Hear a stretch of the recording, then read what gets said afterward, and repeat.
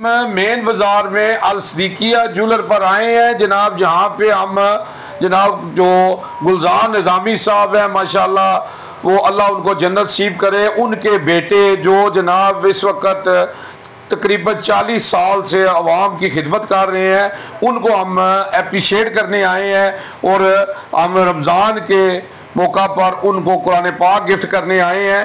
اور جناب یہ قرآن پاک ایک ایسی کتاب ہے جو اللہ کے ہاں محفوظ ہے، اور اللہ نے اس کی قسم دی ہے کہ اس کو کوئی بدل نہیں سکتا، اگر ہم اس پر عمل کریں تو ہماری زندگی بدل سکتی ہے۔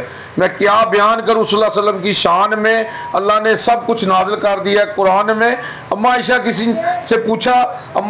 کسی نے پوچھا کہ آپ صلی اللہ علیہ وسلم کی سیرت کیا ہے، تو اما عائشہ فرماتی ہے قرآن قرآن۔ آپ صلی اللہ علیہ وسلم فرماتے ہیں قرآن پڑھا کرو، قرآن پڑھا کرو، یہ قیامت کے دن تمہاری سفارش کرے گا۔ اللہم صلی علی محمد وآل محمد۔ جی جناب لو، ہاں جی جناب، جی صاحب اور جناب خیریت ہے؟ ٹھیک ہو؟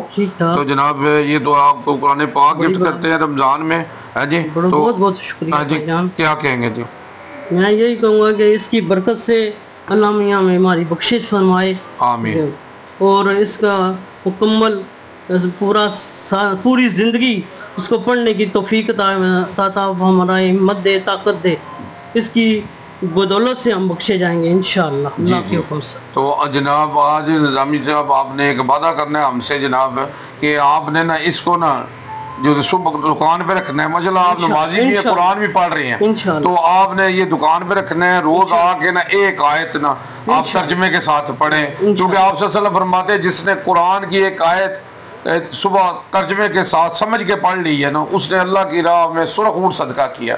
تو سرخ اونٹ اس وقت جو نا بڑا قیمتی تھا، مثال دی، تو اس کا اجر تو اللہ نے دینا ہے، جب اللہ نے اجر دینا ہے تو پھر اللہ ہی جانتا ہے کیا اجر ہوگا، ہے نا؟ تو اللہ ہمیں پڑھنے کی اور توفیق دے، ہم اس پر عمل کرنے کی توفیق دے ہم سب کو۔ تو میں یہاں پہ کہوں گا جی کہ جناب آج بھی ہم ہر جنگ جیتے جائیں گے بدر کی طرح، اگر ہم ہو جائیں ابو بکر عمر عثمان علی حیدر کی طرح۔ جاوا جی چلا۔